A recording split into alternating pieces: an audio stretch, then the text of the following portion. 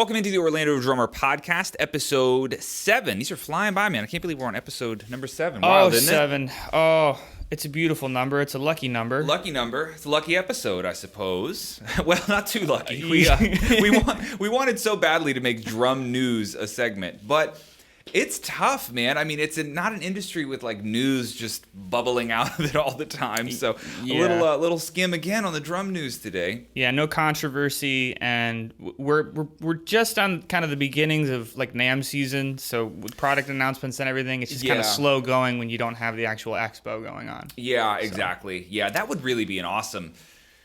Man, you could do. People do that actually. What am I talking about? People do NAMM podcasts all the time. It's a really good place to do that. I act like I'm the first person to have thought of it just right now. I've actually done podcasts at NAMM before. It's a really cool environment for that because obviously tons of news. But we do have one cool thing to kick off today. Yeah, we do. If you use code ODPC, all capital letters, that's our new podcast promo code, and you can get 25% off your first 2 months on OrlandoDrummer.com, which is super exciting because it's cheaper. It's great. Absolutely. It's already a great value for the money that you pay for the website, and any percentage off can just further bring that value up. Sure. It's great. Yeah, it's absolutely. Awesome. And of course, you can still do a free trial. You don't even have to pay anything until your free trial is complete. So hop on for 7 days. Use the code if you decide to stick around. 25% off your first 2 months, only for our podcast listeners. That code is on the screen now. And if you're listening, we'll put the code in the description of wherever this podcast is. But ODPC, we'll leave that live for a couple months. So enjoy. Hop on, check it out.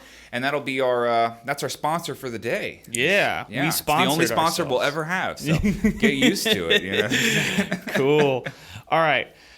Very excited. It's a newer segment that we got from the podcast. It's the second time we're doing it. It's called Player Puzzle. Player Puzzle. This is a cool one, man. It's a lot of fun. People love this too. It's a blast. It is fun. The fact that we've gamified the drumming industry that is what happened. Is great. We made a game show. Well, I also like it that we hide it from them because there were people that are like, "Oh, I got it!" Like right when you got, playing along too. It's a lot of fun. There were other very confident people that were like, "I got it from the audio." I knew it immediately. Yeah, what an easy thing to say after we already posted the the pre-recorded, edited podcast. Congrats. Yeah. But it's still a lot of fun. So this is our first drummer. Okay.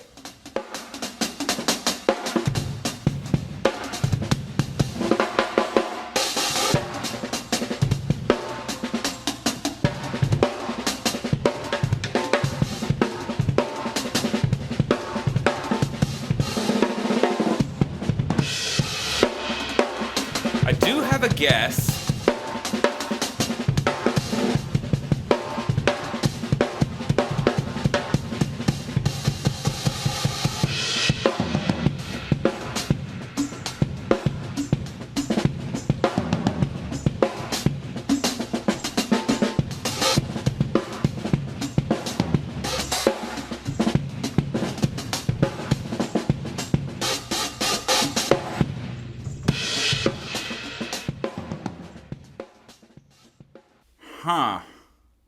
Okay, so I have a guess based off of the concepts that I heard, like the triplet concepts, and then a lot of that really like chunked out inverted double stuff with the kicks attacking with it. What's throwing me off is that my guess, I know what that guy's kit sounds like and his recording setup sounds like, and this is more of like, is it an iPhone video? The audio isn't like super dialed in. That's why I'm thrown off, because it doesn't match the kit sound that I know from this guy. So okay. I'll hold on to my guess until let's get a fun fact and see if we can narrow this one in. Fun fact. A strong suspicion. So this drummer forced themselves to learn another language just to do clinic tours in another country.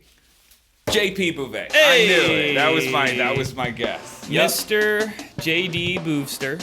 JP Bouvet. No, yeah. That's in my notes. I've disguised these things from Adam just in case he peeks at my notes. And JP Bouvet is JD Booster. JD Booster. That's a dope name. Yes, he did learn French to be able to do clinics in France. Yep, I remember hearing that on Meinl Radio podcast. Yeah, that's right? exactly where I got that from. Yep. Him and Chris Brewer did a little bit of talking about that. It was very, very cool. If you want, I can show you a kit photo. Yeah, I was going to say, throw the kit photo up anyway while we're doing them all. We already know who it is.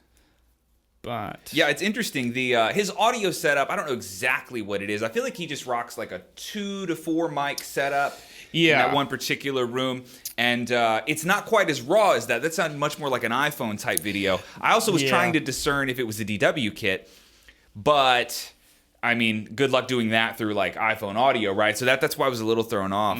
Yeah, man, super like minimalist, modern setup for sure. Was he play 12/16? Pretty normal setup, to be honest. Like nothing over the top, but yeah, he's badass drummer, man. I don't know how he had a couple of like specific mannerisms that I could identify really quickly. That was interesting to hear some of those, but awesome drummer, man. Absolutely incredible player. Alrighty. And so we'll move on to drummer number 2. Sure. Who we got? Player puzzle 2.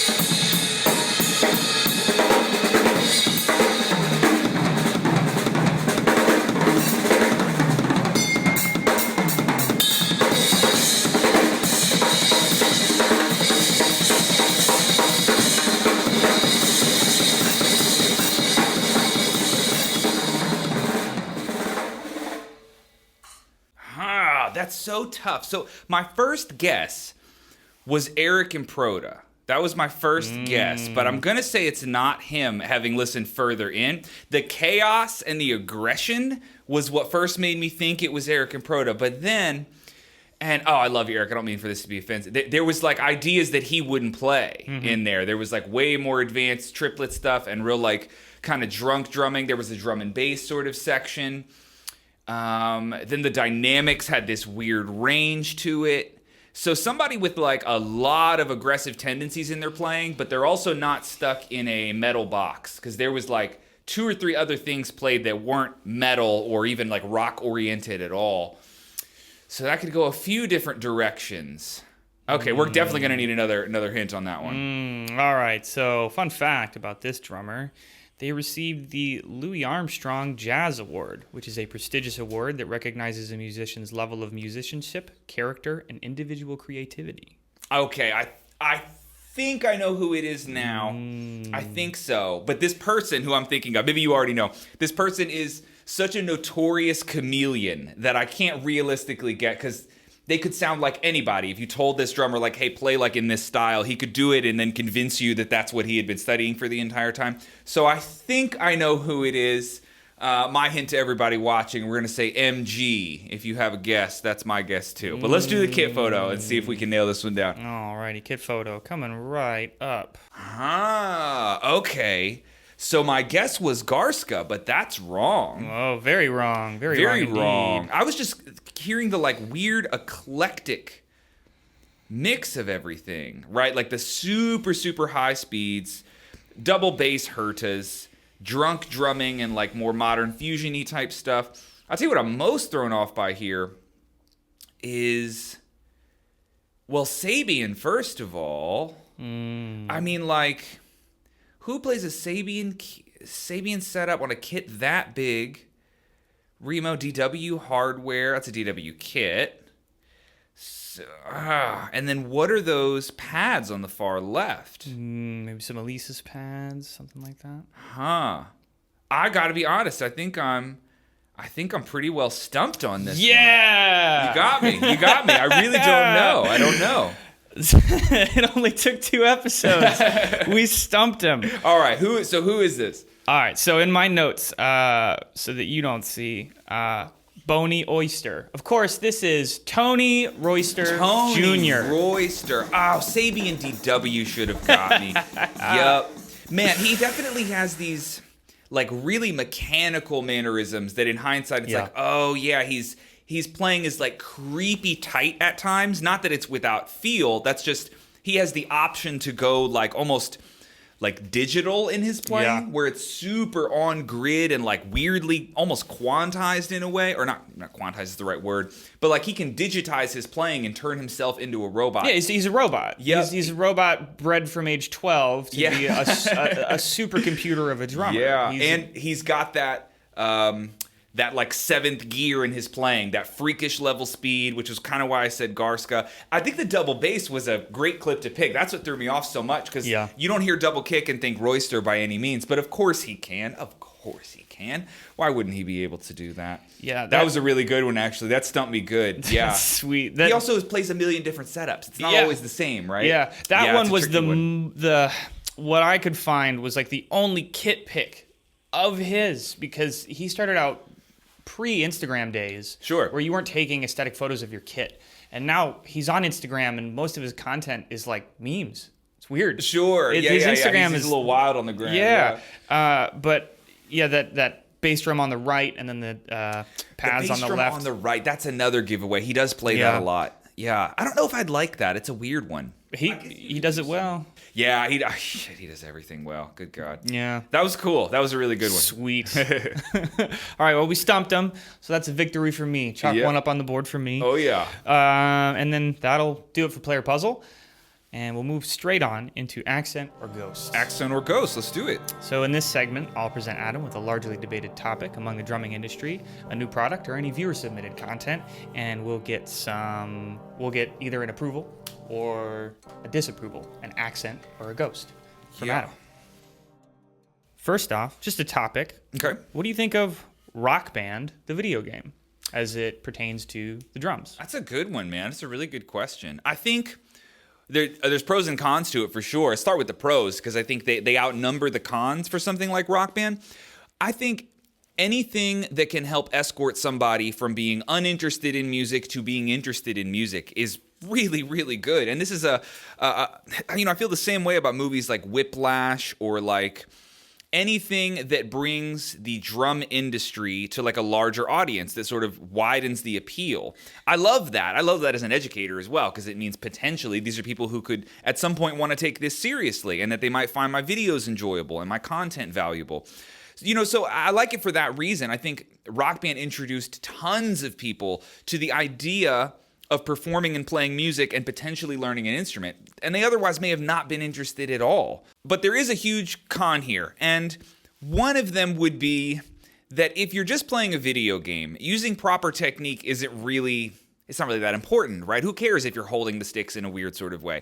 And if you learned how to hold drumsticks and hit a pad with those drumsticks for 2 or 3 years playing Rock Band, and nobody ever showed you how to sort of amend your technique in a certain way, man, you could really lock in some bad habits. And of course, as a teacher, anybody who's ever taught drum lessons before, half of the battle is undoing people's habits. It's finding what they learned that was incorrect and sort of backtracking and making them relearn things that they should have learned the first time around, but they lock in some bad habits. It happens to everybody. And so I think that's one of the big cons, is that someone who gets introduced to the drum industry or playing drums through Rock Band, it was probably not that serious in the beginning. There was probably no real instruction of technique. So they might have been playing from their elbows for 3 years, or gripping the sticks way too tight, things like that. But, aside from that, I think it's overwhelmingly a positive thing in the drum industry. Again, anything that can escort somebody from being a non-musician to being an early musician or a potential musician. I'm a huge fan of that. And one area where you can kind of see this happen was years ago, 90s movie Karate Kid. When that came out, there was like an explosion of martial arts within American culture. And I think that kind of happens when movies like Whiplash come out. And I'm sure a portion of the drum industry is indebted to something like Rock Band, in that this had to have created tens of thousands, if not, six figures of new drummers, right? I mean, at least 10,000, 20,000, 30,000 drummers, people who would have never otherwise been interested, are now interested in drums in some capacity because of those 4 little pads and the little shitty maple sticks that they sent along with them, So I'm going to have to give it the accent for sure. And just watch your technique. If you ever want to take it seriously, you're going to have to come revisit that. So learning bad habits would be the only real con. But an overwhelming accent for sure on Rock Band. Who would have thought? I really thought you would have ghosted that. I thought you would have just talked trash and said it's just 4 rubber pads with no rebound. Get the fuck out of here. Well, yeah, man. I mean, gamifying anything, I guess it devalues the art of drums. But I would look at it as more like the catalyst for someone to get into drums, sort of early on in there, right? It's not that... I guess it's a little annoying if that's the only thing they ever did, and they had this image that they were a drummer, and but if you're having fun, who cares, right? Who cares? I just like the idea that someone could be not interested in drums. They find Rock Band and get somewhat interested, and then that person eventually becomes a drummer. I could see that happening to half the people that do it, right? So yeah, it's hard to hate on for sure. Sweet, that's so wholesome. Aw, cool. All right, next we got a pick.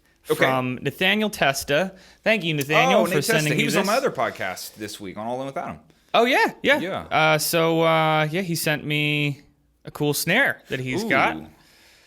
Okay. Manic, because that's the name of the company? Yep, Manic drums. Whoa. Custom drums. It is a 7.8 by 14 snare. Weird size. Are these all... throw-offs? Why is every lug hinged? They're supposedly it's for switching out heads very quickly, and then you do that, and then you require really minimal tuning to get it back. But I see. So you basically take out 90% of the tension on each lug with flipping it like a throw-off. Yep. And so it is just like a throw-off, right? Because a throw-off, you still do those little micro adjustments. You still twist the knob to fine-tune your snare's tension, but basically there's an on or off position which takes out 90% of the slack in that thing. See, that's really smart. Really, really smart. I think the only immediate thing I don't like is that amount of moving parts, right? Stuff breaks, I mean, I've had throw-offs break before. It's not common. So this would up the weight. It would up the cost. You're definitely some trade-offs for having that super fast tuning. But this does make a lot of sense. It makes a whole lot of sense. And the rims seem to be machined in a way to make this possible. Like this concept had to be really hashed out very early on in the build process for sure. But I like it. I like that color too. Nice warmer wood.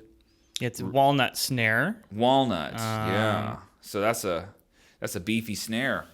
I like it, man. I think I'll give it the accent just on an experimental basis, because it does make a lot of sense. I mean, the throw-off is a pretty proven piece of technology that seems to work just fine. What would you call this thing? They probably already have a name for it. Well, it's got on their website, the hardware is the System 1 hardware, which I think is just all the hardware that they make. Okay. But it's just you can install different drum heads to give you a different sound in the middle of a set. Sure. Kind of like how we had that dial tune snare a couple podcasts ago. It's in that wheelhouse, yeah. But being able to put different heads on so you have a different sound, and then just tuning it minimally to... Sure. I think a lot of this, what needs to happen is that the tech needs to be normalized to a point where it's not just about buying it because of the tech, right? If you're buying this snare purely because it can swap heads really quickly, just like with dial tune. If that was the only thing it really had, I'm not saying it is, but if that was the case, it's in that novelty category still. I still want to make sure that it's a dope snare, that it's well constructed, that it actually sounds good, all of that stuff. And so a lot of times it's the tech has to be around long enough that people get used to it, and they go, yeah, of course I can do the quick tuning thing. But then it's back to the important stuff, which is the quality of the instrument, right? Does this actually sound good? So I'd love to hear it, but I'll give it the accent just for that concept, because throw-off, I mean, that's a proven piece of technology that's already on a snare and used all the time. So I don't dislike the idea of repurposing it. We have to try it. Really cool, though. Really smart idea. Sweet. All right. It's something I've been putting off in the next one for a while. Fiverr. So... Okay, I own some Fiverr stock. I mean, I like the company. I like the concept. It's a tricky one. It's a tricky one in some cases. You know, I've never used Fiverr for anything music related at all because I would just do it myself, right? I've never offered services on Fiverr because I'm really outside of the like remote session work world and some of those like gig-based type things that would happen on Fiverr. But I have used it for getting logos developed before. It's a couple other weird things I've done on there. MailChimp, our like email server. I think we'd hired somebody on there one time to help us problem solve stuff with WordPress back on the old website. I mean, so some like technical behind the scenes stuff. I've definitely hired some people to, I don't know, just to help solve certain technical problems. So there's a lot of that sort of stuff. But in the music world, it's a lot of like remote session stuff. Like I'll record drums for your album or one song or something for this amount of money. And there's this whole like a free market of different drummers offering their services. And I like that, man. I like this idea that you can very easily hire like a session player on this platform and then Fiverr just sort of takes a cut. It's sort of in that wheelhouse of like Airbnb sort of thing where it just empowers a bunch of people to start this business in a way that would be very difficult for them to do otherwise. So I like that. I like that it gives people this low barrier to entry if you want to get into like the remote session world. It is definitely a little cringy that Fiverr went so far down that wormhole of like recruiting YouTubers in the masses to promote their business, right? They hit me up for that as well. A lot of people have done it. I'm not knocking anybody that's done that video style, but the Fiverr video style is effectively that you post a video with something that says like, I hired 5 people to do this thing on my song, and then you basically, you know, Fiverr gives you like an account credit and you spend that money. You actually pay 5 drummers to do something and then you review all of the drummers. I think that's been overdone. I never wanted to do it because there was just like 25 other people that had done that exact same video style. And it's a really smart marketing tactic. Like, let's be honest, it worked really well. Some of those videos are fun to watch. I'm not trying to knock it. I'll tell you what I dislike about it. It's the same thing I dislike about Patreon. And that is that it feels like entrepreneurship, but the diet version. That's what it feels like sometimes because it limits the amount of control that you have over the entirety of your business. And sometimes people don't actually need all of the control. Sometimes something is a side hustle, right? Sometimes, you've got a lot of different ways that you might be making money in your career and with your craft, with your skill set. And one of those ways could be getting a gig every once in a while online to record a song for somebody on Fiverr. One of those ways could be having a handful of Patreon subscribers, and it's just a little bit of cash coming in on the side, and you provide some value to those people. What I dislike about it is that if you ever changed your mind, and specifically this is a Patreon thing, but if you ever decided that I really want to go full force here, I want to make this my entire livelihood, my entire career, I'm stomping on the gas and going as far as I can. Platforms like Patreon and Fiverr as well, they're not going to, what's the way to say it, like export your contact list for you. They're not going to assist you in leaving the platform. So if you ever said, I want to take all of these contacts that I've made through Fiverr and I want to bring them to like my own, maybe not a separate platform, but make them like an external clientele where you're working with them directly off of the platform. Platforms like Fiverr, Patreon, and probably some others, they're not going to help you do that because then they don't make any money. So in a way, it's sort of this ecosystem that's difficult to get out of sometimes. And I would ask anybody that's doing Fiverr, I would ask them this: if this goes as well as it possibly could, are you going to want to leave this platform and do this on your own one day? Because if you do, platforms like Fiverr and Patreon can be somewhat of a problematic stepping stone in that way. But if you like the setup as it is, where you don't mind giving Fiverr a little bit of a cut, and you don't want to scale this thing into infinity, if that's not where you are and you just like this as a side hustle and you're willing to accept it for what it is, then there's absolutely nothing wrong with those platforms at all. I would just say it's a matter of like, what's your 5-year plan? What's your 10-year plan? And that to me would kind of depend on how I interacted with those platforms. But overall, just the concept of Fiverr specifically, I really, really like it. I've used it personally for some stuff, though not music stuff. I've used it for things that are just totally out of my skill set, graphic design and stuff like that. So I'll give it the accent just on principle, man. It's cool. It's a smart platform. Sweet. Full accents today. Yeah. Awesome. All right, that'll do it for Accent or Ghost. That'll move us on into Sleeper Spotlight. Oh, yup. In this segment, I'll introduce a drummer to Adam and everybody else that everybody is sleeping on. Tony Royster. We'll get Adam, Boney Oyster. We'll get Adam's opinions, impressions, and constructive criticism, if any. Yeah, man. So who we got first? Sleeper number 1. Drums by Jeffrey. Okay. We got a few videos. Okay, gotcha. So this is Jeffrey? This is Jeffrey. All right, Jeffrey, clip number 1. Here we go. Little Latin vibes.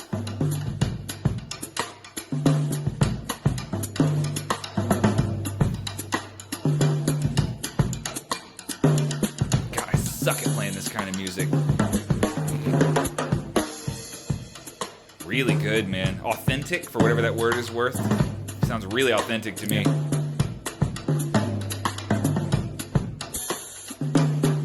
The left foot splash. Tricky.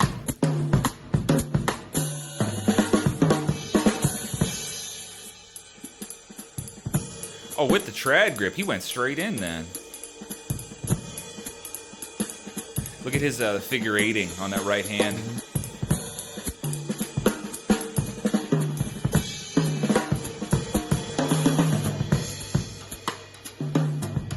Man, so clean.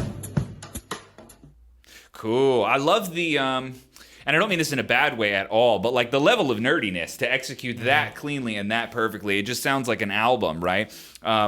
I mean, talk about an easy guy to hire. You know, if I had a band that had any like Latin or jazz or swing in it, oh my God, of course, hire this dude, right? Like it's so pristine and clean playing, absolutely.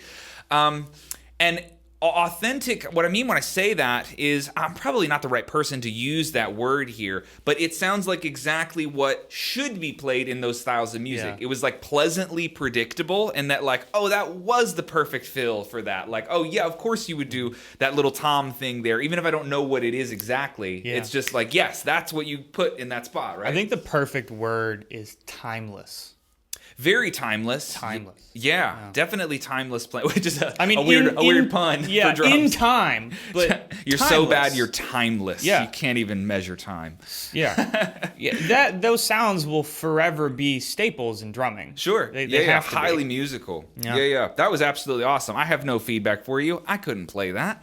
That was sick. That was absolutely sick. I think you're in college. It looks like a classroom. I think he might be in college now, but I think that was in high school because the caption that video was like 8th period shedding. Like, dude, drop sick. Out. You'll be all right. Goodness. We got another one from Jeffrey too. Click all right. All green. All green. Here we go.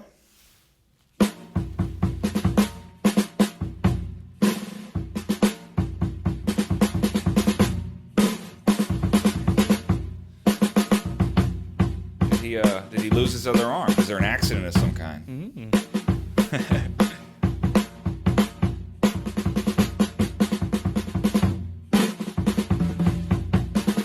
There he is.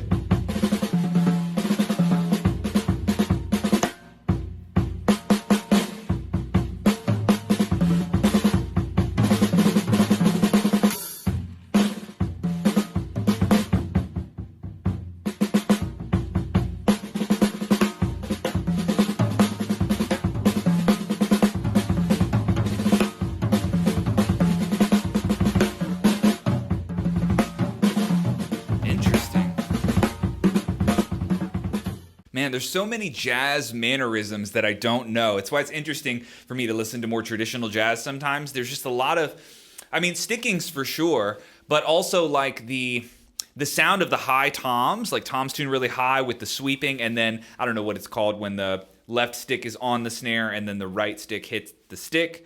Whatever that cross sticking, cross sticking thing. I don't know if it's a cross. Yeah, whatever that thing is. You know, like there's a lot of little sounds and like almost like vernacular and slang-ish type things that happen in some of that more traditional jazz playing that I'm not familiar with, that I don't actually play very often. So it's cool for me to listen because it's like it's like listening to somebody with a foreign accent. It's interesting. Like, how did you say that word? Oh, you say it that way. Like that's weird. And then sometimes there's words from their culture that you don't even know what that means. You're just like, what did he say? Like, what does that word mean, right? Like, there's a lot of little things snuck in there for sure. What I like, though, that he opened up with was sort of that conversational right hand, right foot sort of thing happening, which is, that sort of transcends genre for sure.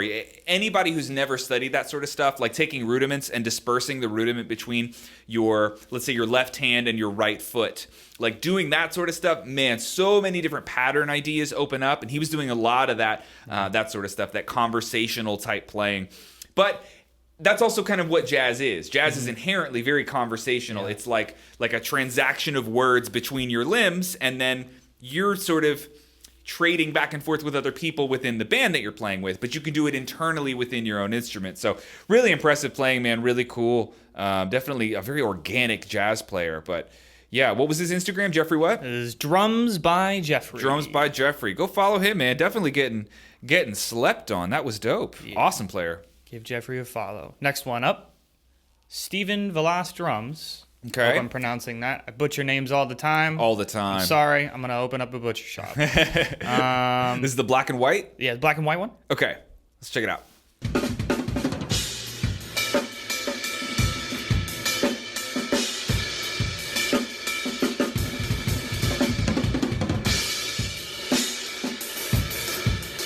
Cool. Very cool. Definitely quick, man. Very quick. Short one. Yeah. 13 seconds. Let's watch again. Very loose hands.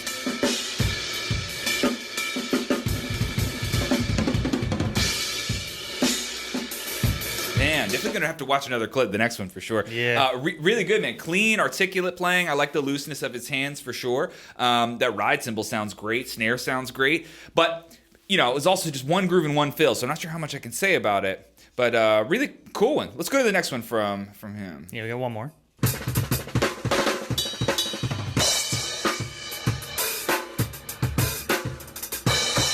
Is that a Berkeley practice room? Yeah. Yeah. Very clean. Cool. I like that groove a lot. I play a similar kind of groove, definitely in the linear wheelhouse, but like very hip hopped out, very tightened down, not super swung. And at this weird tempo of like, I don't know, between like 90 and 100, where 30-second notes are just like very, very aggressive 30-second notes. It's at the right tempo to make that happen. Yeah. Let's watch that one more time. Yeah, that open and fill. Just listen. It's great. Yeah.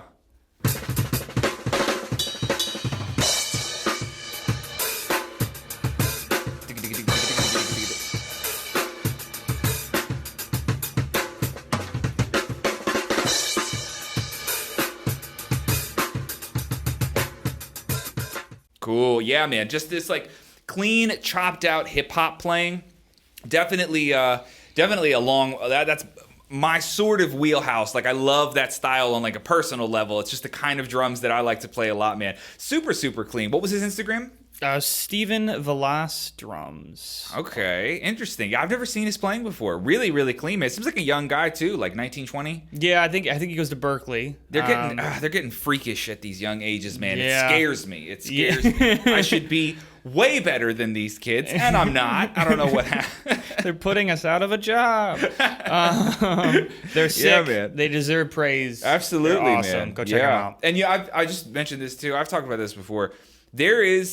It's a new breed of people that grew up with access to the internet. And that's not just drums, it's everything. Like growing up with access to this crazy amount of information, being able to watch YouTube from age 10 and having access to all of the drummers and the albums and drum solo videos and tutorials. Like growing up with access to that stuff, it's creating a generation of drummers that are just fucking scary. You know what I mean? Freakishly good. Freakishly good. Like, there are 13-year-olds now that can outplay some of the best drummers alive 50 years ago. Some of them, right?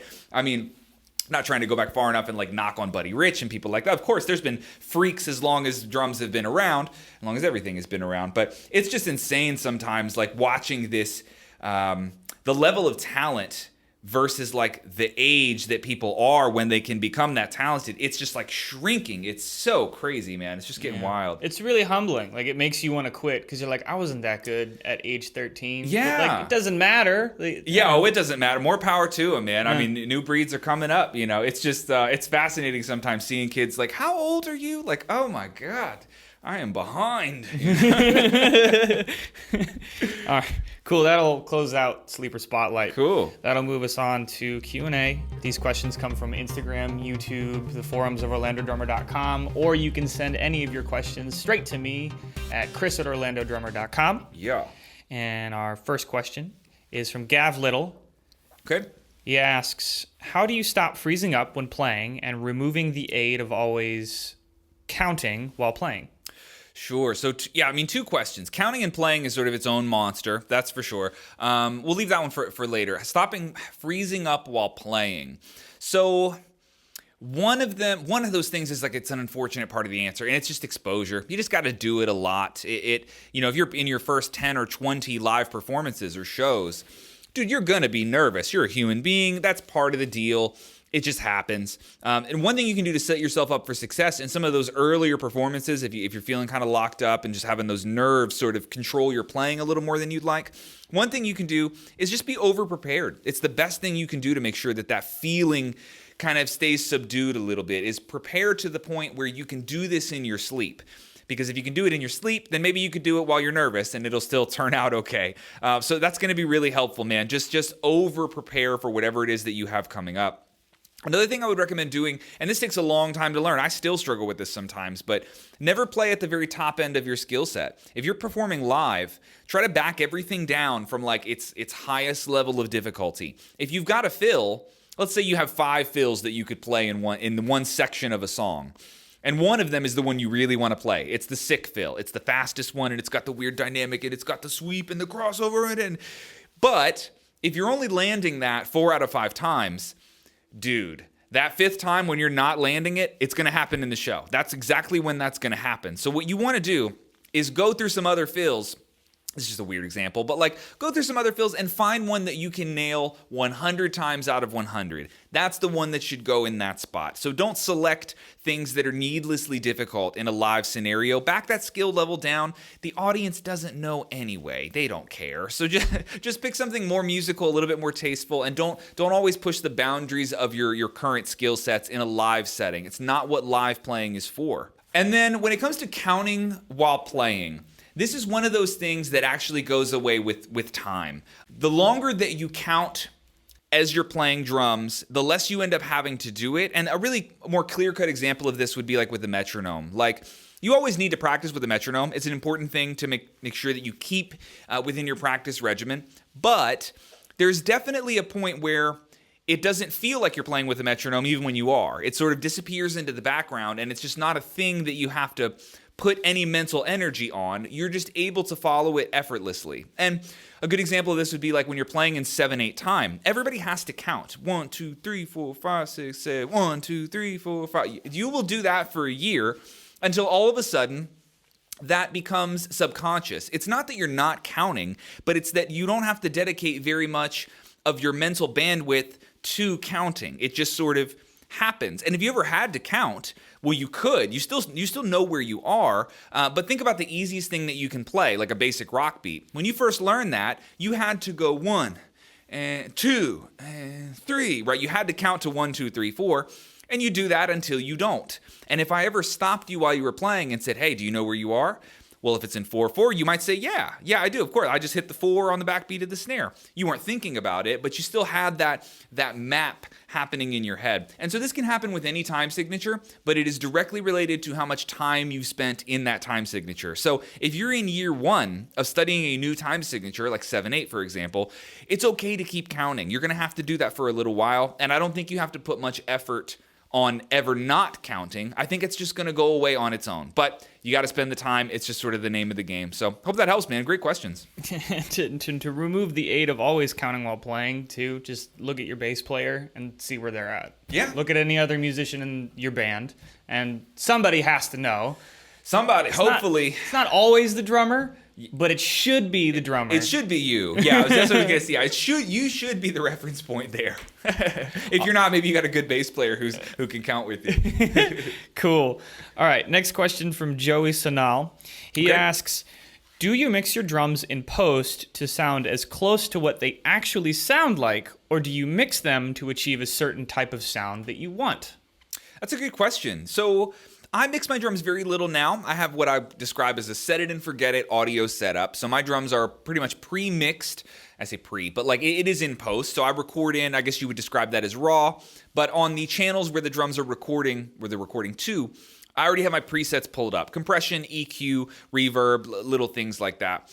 It is project dependent. So for me, that would be like when we were doing a ton of different loop packs in different genres, there are some loop packs that are such a specific style of music that you almost do have to mix the drums accordingly, like chill hop versus cosmic metal. Those are two different examples. Like, of course, I'm mixing the drums different on those, right? I mean, I'm also tuning the drums different. I might even select different heads or slightly alter the mic placement because the genres just aren't the same. It really depends on the specific project. But with that said, I do have a home bass sound, and I would describe it as pretty natural. Like, I don't try to really alter my drum sound in post to make it super unnatural. And we've talked about this in this podcast before. You know, for me, in education, this is much more important because I don't want to be deceptive in what it might sound like. You know, if I played an example of something for you and then you're going to play that in your home, if I alter my kit sound to the point where it sounds different to the thing that I'm playing, like the ghost notes are unrealistically loud or the snares are unrealistically loud, the kick is unrealistically loud, you know, you might interpret those dynamics through phone speakers as though that's how I actually played it. So I don't ever want to be deceptive with my audio because I think that's an integral part of passing drum educational information through the internet, right? Is you got to make sure that your sound stays somewhat transparent and somewhat honest so people can interpret what you played accurately. So for me, that's why I try to keep that more organic sound. It does change slightly from project to project, but one of the coolest things about branding yourself as an online drummer or just creating any type of drum content is sort of the experiment that is your audio, right? Like you get to design your own sound, whether it's some big open, you know, untreated garage, like raw type sound. I mean, that's super dope if that's what you're going for. Or you can go with like the pristine studio sound, like my buddy Austin Burcham. That's his thing, like classic dialed, beautiful drum set sound. And I would describe myself as somewhat of like a hybrid, you know, in that this doesn't sound like an album. I don't try to mix my drums that way. I mix them for phone speakers a lot of times, right? So they translate really well. So a touch of raw, definitely on the transparent side, but still somewhat of a really focused studio sound in a lot of ways as well. So that's how I would describe my sound. But again, part of the journey, part of the fun part is defining that for yourself and really dialing it in. So I wouldn't overthink it, man. Just enjoy the ride and experiment with it. It's one of the most fun things about working in a studio is tweaking that sound over time. All right. That'll end it for the Q&A segment of the podcast. Just as a reminder, you can submit all of these questions to YouTube, Instagram, the forums of OrlandoDrummer.com, or you can send them directly to me at chris@OrlandoDrummer.com. And I'll leave it to you to close out the podcast. So as you guys know, this podcast is now on Apple and Spotify. Maybe you're listening on Apple and Spotify. Welcome, audio listeners. And I was cruising through some of the other drum podcasts that are on there because I've really never listened to a ton of different drum podcasts before. I know about some of the bigger ones. I've done a handful of drum podcasts on other people's podcasts before. But I was just kind of cruising through and checking him out, and I stumbled across Tim Buell. Tim Buell's a good buddy of mine. I don't think him and I have ever met in person. But we've had several long phone conversations, and he's done numerous transcriptions for us on the site, which you send to members all the time. He did 3 for me very recently that we were rolling out in some different stuff. But Tim Buell, he runs a podcast called You're Good, Get Better, which I like that name a lot because it's a dope podcast. And so I scrolled through some of his episodes, and I like it. I think he's a natural in the podcast world. So check that out if you're looking for another drum podcast. I really like his setup there. And you know, I like him as a drummer and as a professional, man. I really enjoy how diverse his skill set is. And that's a closing message that I have for you today, is on this idea of really diversifying your skill sets. I think there's two arguments to be had, and one of them would be that you can be a specialist, that it's okay to double down on the thing that you're naturally good at and just go hard in that direction for years and years. There's value in doing that, right? Basically ignoring your weaknesses and tripling down on your strengths. I think there's something really cool to be said about doing that. But I'm also a fan of when, we could reference J.P. Bouvet, when you find out, oh, he's a clinician and a good drummer, and he's got a lesson website, cool. And then you find out he learned another language to give a drum clinic in that language. Sort of like, whoa, like what a curveball of a skill set. And somebody like Tim Buell, that came to mind, because not only is he a great drummer with an awesome audio setup, but he's got a really unique podcast. And then you also realize, like, wait a minute, oh, and he's a high-level, like, transcriptionist, right? Like, these are very different skill sets that he's individually worked on. And in myself, I see that. For me, it would be like audio video stuff. I have an audio degree and I've spent a lot of time in the videography world. But another one of my like sleeper skill sets that I've spent a ton of time on is video editing. Like I can edit at a professional level when it comes to Final Cut. I've spent more time in Final Cut than I have behind a drum set in my professional career. That is just a weird reality of this job.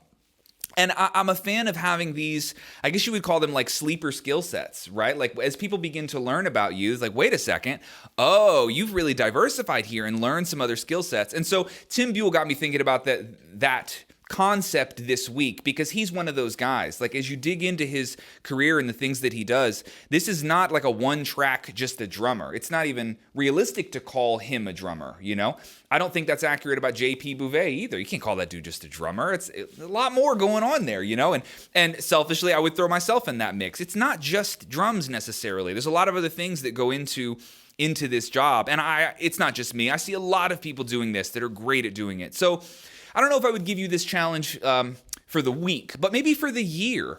Is there another skill set that you can add to your portfolio? Can you diversify yourself in a way that might serve you, where if you're invited to be, let's say, in like a band or a project or any type of like musical project of any kind, is there something you could bring to the table that would surprise people, that would increase your value as a member of that team, of that project? If there's something you've always wanted to do that would help you in your career, but it's not quite in the drum world, think about ways that you can bring that in to your current arsenal of skill sets, because I've just learned that I love that in people. I love when somebody surprises me with some crazy skill set that I never knew they had. I just think that's really, really cool. And for me personally, that's of a high value to have a diverse skill set. So something to think about this week, maybe think about it this year.